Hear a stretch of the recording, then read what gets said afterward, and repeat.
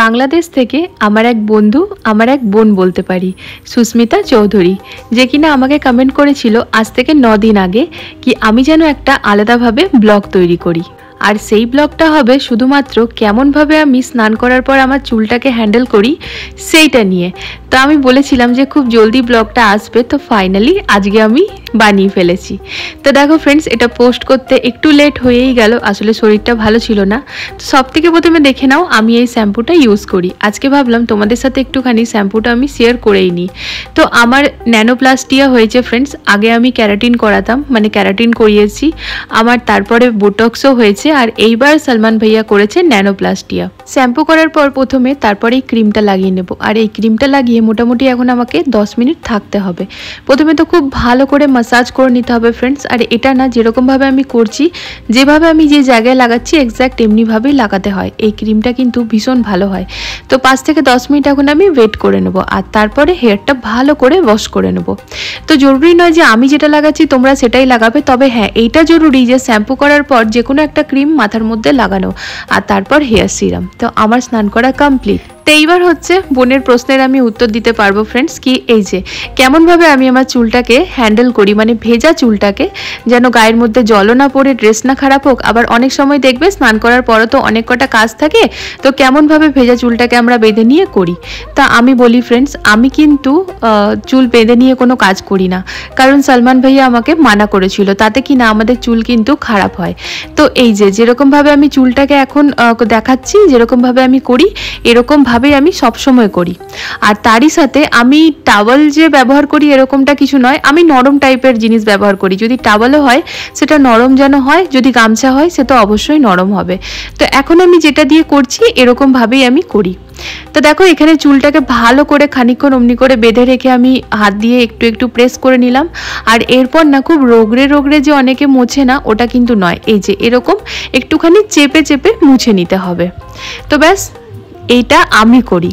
এইবার আমি দেখাচ্ছি ফ্রেন্ডস, যদি ঘরে কিছু কাজ করতে হয় আমাদের স্নান করার পরে, তো এইরকমভাবে চুলটাকে আমরা করে নিয়ে খানিকক্ষণের জন্য রেখে করতেই পারি। তবে আবারও বলবো, চেষ্টা এটাই করতে হবে যে এরকমভাবে যেন না রাখি। দেখো চুলটা এখন ভেজা আছে, যদি আমরা বেঁধে রেখে দিই না, চুলটার গোড়া থেকে না কমজোর হয়ে যায়। সেই জন্য চুলটাকে খুলে রাখাই বেশি ভালো। তাও যদি খানিকক্ষণ ওই 5-7 মিনিটের কাজ থাকে তো এতটা চলে যায়। তা আজকে ফোনটা দেখো জলের মধ্যে বর একেবারে নিয়ে চলে গেছিলো ওখানে ভিডিও বানাতে বানাতে, তো অসুবিধার কিছু নেই, জলে গেল। তো চলো এবারে আমি ড্রেসটা পরে নিই। তো ফাটাফাট রেডি হয়ে নিচ্ছি, কারণ এখন একটু যাব বাইরে, মানে বাবুর স্কুলে যাব, আর তারপর যাব একটুখানি সোফাটা ফাইনাল করতে। তো দেখো ফ্রেন্ডস, এখানে 5-7 মিনিট পর আমি আমার মাথা থেকে গামছাটা খুলে নিলাম। তবে দেখো অনেকে না ওই অ্যামাজনে কিন্তু পাওয়া যায় যেরকম হেয়ার ওয়াশ করার পরে ওই চুলটাকে বাঁধার, তো আমার কাছে এখন নেই, তবে আমি কিনবো ভেবেছি। সেটাও কিন্তু বেশ ভালো, চুলটাকে খানিকক্ষণের জন্য হোল্ড করে রাখার, মানে ভেজা চুলটাকে আর কি। তো এরপর আমি এখানে লাগিয়ে নিচ্ছি মোর সাইনের হেয়ার সিরাম। এটাও সলমান ভাইয়ার কাছ থেকেই নেওয়া। তো আমি না আমার হেয়ার ট্রিটমেন্ট যে করি আমি ভীষণ ভালো রেজাল্ট পেয়েছি। আর যেমনভাবে ভাইয়া আমাকে গাইড করে আমি এক্স্যাক্টলি ওরকমভাবেই করি, কারণ আমার ভীষণভাবে হেয়ার ফল হচ্ছিল। তো যেমনভাবে ভাইয়া গাইড করেছে তার কথা শুনে শুনে কিন্তু আমি একদম অনেকটা রেজাল্ট পেয়ে গেছি, সেই কারণেই তো তোমাদের সাথে এটাই শেয়ার করছি ফ্রেন্ডস। আগে আমিও না দীর্ঘ টাইম অবধি ভেজা চুলটা বেঁধে বেঁধে রেখে দিতাম, তবে ভেজা চুল একদমই বাঁধা ঠিক না। একটু যদি ভালো করে মুছে নেওয়া হয় না তাহলে কিন্তু আর ওরকমভাবে জল পড়ে না। আর যদি খুব লম্বা চুল হয়, ঘন চুল হয়, তাহলে 5-7 মিনিট একটুখানি বেঁধে রেখে নিলাম, ব্যাস তারপরে খুলে নেব। তা বাঁধারও স্টাইলটা কিন্তু ওটাই যেরকমভাবে আমি বেঁধেছি। তা যেমনটা বললাম অনলাইন কিন্তু পাওয়া যায় ফ্রেন্ডস আলাদা করে, তা আমি এখনও নিইনি, তবে নিলে তোমাদের সাথে শেয়ার করব। আমি এখানে রেডি হয়ে গিয়েছি, আর এখন কিন্তু আমি মাথায় চিরুনি করিনি, তার কারণ আমি যেহেতু ক্রিম লাগিয়েছি আর তার সাথে সিরাম, তো দেখো দেখে বোঝাই যাবে না। তো আমি খানিক বাদেই করবো চিরুনি, কারণ ভেজা চুলে চুল আঁচড়ালে না খুব বেশি চুলটা মানে পড়ে। এবার পেয়ে গেছে প্রচণ্ড খিদে, তা চলো খাবারটা নিয়ে নিই। তো সকালবেলা বানিয়েছি আজকে কুমড়ো ভাজা আর ওই কারি পাতা সর্ষে ফোড়ন দিয়ে। চিম্পুমা কিন্তু এখনও খায়নি, বসে আছে। তো ভাবলাম চলো একসাথেই মামে একই থালায় নিয়ে নিই। তো এখানে কুমড়ো ভাজা, রুটি, আর তার সাথে নিয়ে নিয়েছি একটা মিষ্টি। ঝটপট নাকে মুখে করে খেতে হবে, কারণ বেরাবার টাইম হয়ে গেছে, অলরেডি আমরা লেট।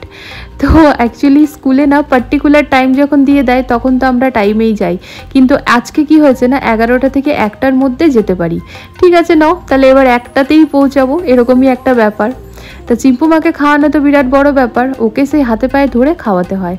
ফাইনালি সবাই মিলে খাওয়া দাওয়া করে বেরিয়ে পড়েছি দুগ্গা দুগ্গা বলে। তা চলো, সব থেকে প্রথমে স্কুল, আর তারপরে যাবো আজকে সোফা দেখতে, এমনটাই তো ইচ্ছে আছে। আর হ্যাঁ, গিয়েছিলাম, ভয়েস ওভারটা পরে দিচ্ছি তো, তাই যে ভিডিওটা অন করতে দুজনে চুপ হয়ে গেল, আর মানে হেসে হেসে মুখটা আর কি দেখাচ্ছে, না তো কিন্তু দুজনে ঝামেলা করছিল।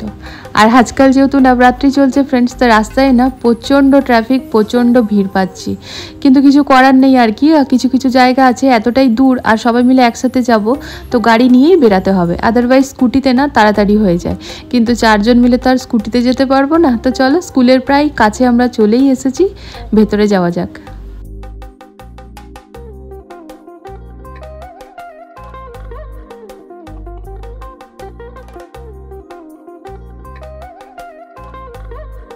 আজকে স্কুলে এসেছি আমার চম্পক মায়ের কোশ্চেন না আনসার শিট দেখার জন্য আর কি।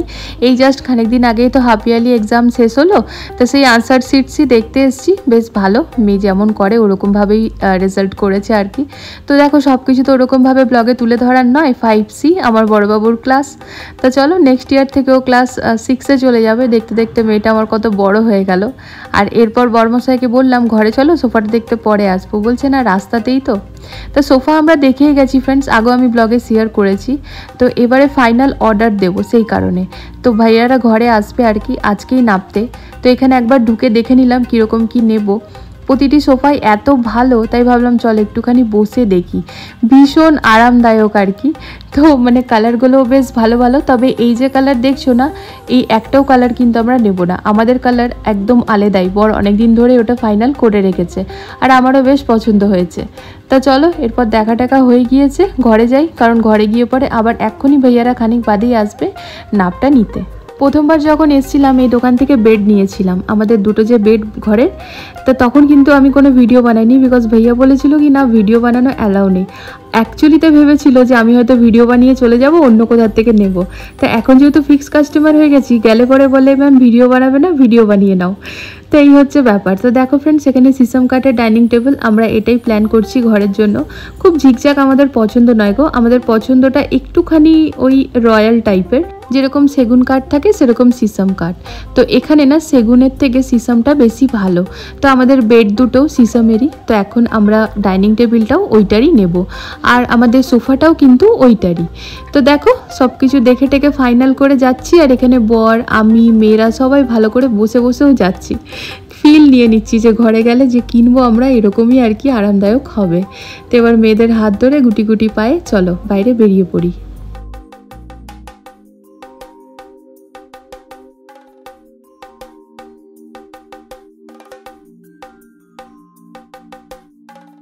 ঘরে পৌঁছে গিয়েছি, আর ঝটপট মেয়েদেরকে লাঞ্চ করে দিয়েছি। চলে এসছে আমাদের ছোট্ট সুসি দিদিদেরকে ডাকতে, দিদি চলো, দিদি চলো, কারণ আজকে হচ্ছে ফাইনাল রিহার্সাল।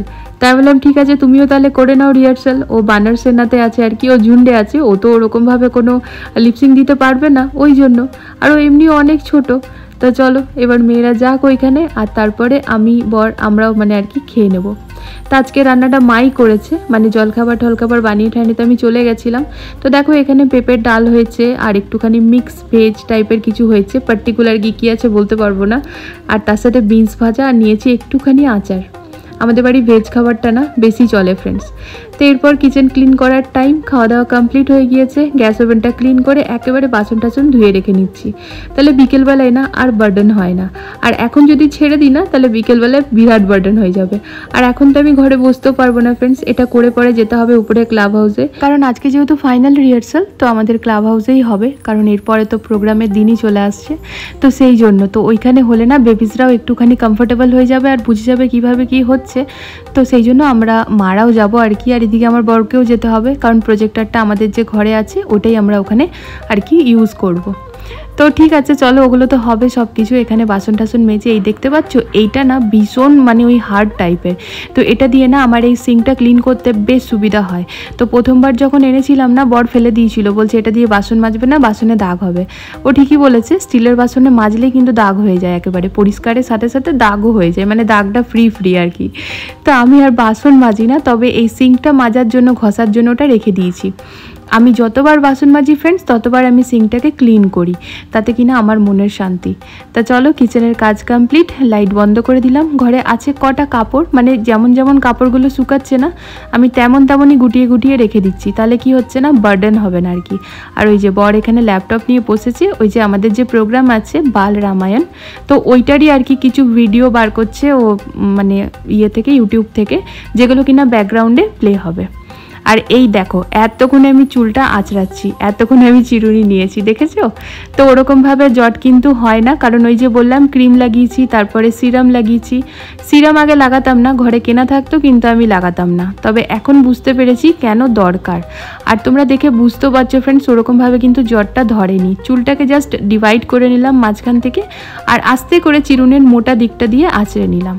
তো ব্যাস চলো লাইট অফ করে এখানে আইপ্যাডটি নিয়ে পরে বড় দিকে নিয়ে নিয়েছে প্রজেক্টর। বেবিজরা ওখানে নিজেদের রিহার্সাল করবে আর আমরা এখানে একবার চালিয়ে পরে দেখে নেব।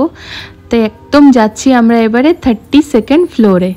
তো এখানে উঠতে গেলে না যেরকম ফ্লাইটে যখন আমরা যাই ফ্রেন্ডস, দেখবে মাঝে মাঝে কানটা বন্ধ হয়ে যায়, এই উপরে এলেও না সেম কেস হয়।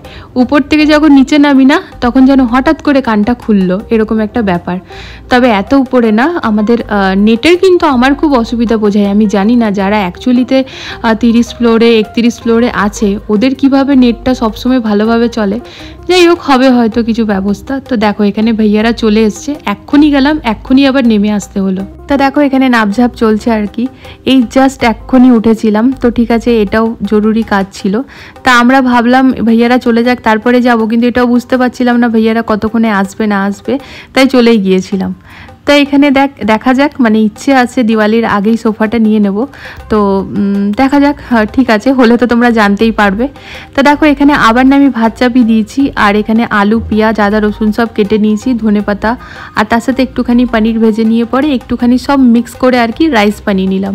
কারণ সকাল থেকে না আমার জাস্ট পাশের বাড়িতে যে থাকে, মানে যে মেন প্রোগ্রামটা অ্যারেঞ্জ করছে বেবিসদের এই বাল রামায়ণ, তো সকাল থেকে রান্না করারই সময় পাইনি, স্বাভাবিক, কারণ বাচ্চাদেরকে নিয়েই তো ব্যস্ত ওই রিহার্সাল সব কিছু নিয়ে।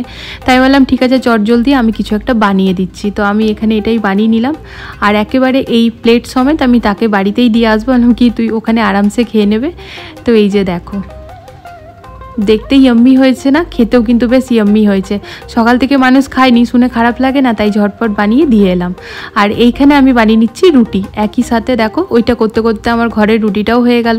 আর আজকে যেহেতু স্যাটারডে, তো আমাদের বাড়িতে আজকে নিরামিষ, মানে পেঁয়াজ আমরা খাবো না। পেঁয়াজ দিয়ে রাইসটা বানিয়েছি, তো পুরো রাইসটাই আমি তুলে ধরে দিয়ে এসেছি। তা আমরা স্যাটারডে যেহেতু খাবো না সেই কারণেই। তো এখানে দেখো বড়বাবু দই খাচ্ছে, আর এটিকে না ছোটোবেলায় কাউন্টিং শেখানোর জন্য এনেছিলাম, এখন ওটাকে গলার মালার মতো পরে ঘুরে বেড়ায়। তা ঘরে বাচ্চারা না, সত্যি বাচ্চারা না থাকলে না ঘর হয় না, ওদের জন্য সারাক্ষণ ঘরে হাসি মজা আনন্দ হতেই থাকে। তো ব্যাস চলো, এরপর আমি প্রচণ্ড থকে গিয়েছি, একটুখানি বসে পড়বো। আর মা এখানে যাচ্ছে পার্কে, লিফটে মায়ের এখনও একটু অসুবিধা হয়, তো ওকে বলছে চ আমাকে ছেড়ে দিয়ে আসবি। ও ছেড়ে দিয়ে এসেছিলো, তারপর আমি আবার নিয়ে এসেছিলাম। ওই 1-2বার একা গেলে বুঝে যাবে। তো এখানে আমরা একটুখানি বাইরে বেরাচ্ছি, একটুখানি কাজ তো আছেই, মানে টুকিটাকি কেনাকাটা করার আছে, ওই ওয়াশরুমের জন্য কেনাকাটা, তা বাদে কিচেনের জন্য কেনাকাটা, তো ওইগুলো করতে এসছি। তো চলো করে নিই। আর দেখো দিওয়ালির জন্য পুরো লাইট চারিদিকে, এখন এই লাইট না পুরো দিওয়ালি অবধি থাকবে। আর যেই দিন দিওয়ালিটা হয়ে যায় না এত অন্ধকার হয়, খুব মন খারাপ হয়, কিন্তু এখন তো ওটা অনেক দেরি। আর এখানে মেলাও লেগে গিয়েছে, মেলাটাও বেশ অনেক দিন থাকবে, তবে সেগুলো তো কেবল আমিই দেখেছি, তোমাদের সাথে শেয়ার করব যেদিন যাব সেদিন।